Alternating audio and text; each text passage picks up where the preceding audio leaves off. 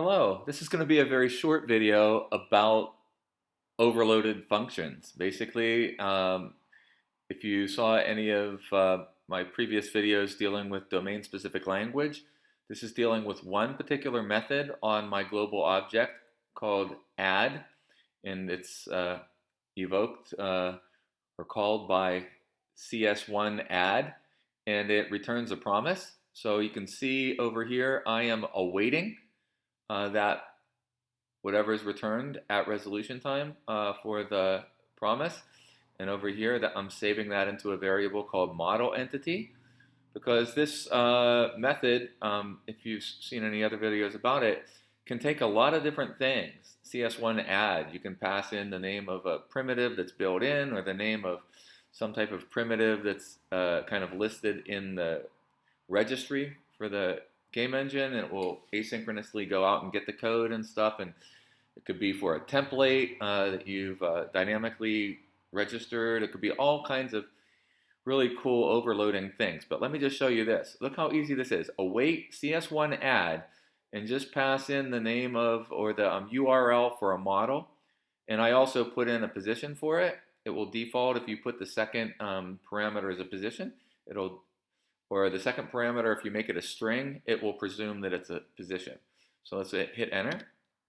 And there it is. It resolves, it makes that, loads that model up right there in the game. So I can go right over here and look at it this way with my toggle view. Now if I get that model entity and I look at it, it noticed some things about the model as it loaded it, because it noticed that it had animations. It automatically loaded the animations and made them available in this object map right here.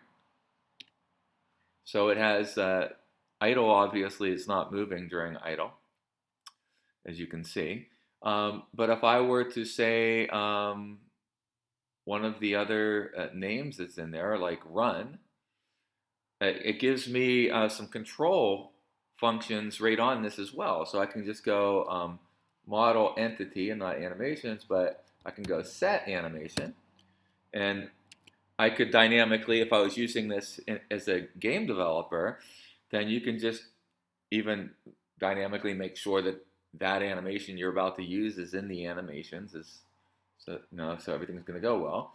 And if I just go over here, run, boom, there you got it. It's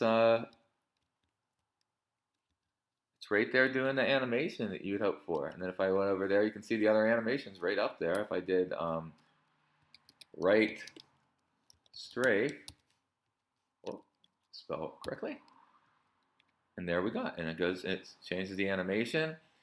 It even has if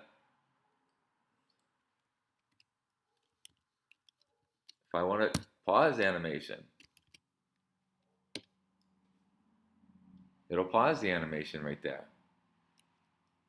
If I wanted to go ahead, if I paused it and then I wanted to come back and play the animation, if you just wanted to go back and start playing with the current animation that's already there, then it will start playing that animation. So some cool stuff. I just realized I have to add one other property to this. That's current animation, so you can also just check the current animation really easily. But I thought that's a really interesting feature that really, this is a really powerful overloaded function, CS1.add. It's going to make life so easy for developing with the CS1 game engine. Again, we're very early into the process of designing it. But if you're interested in reaching out, getting involved in the community, just get in touch with me. And I'd love to hear from you. Take care.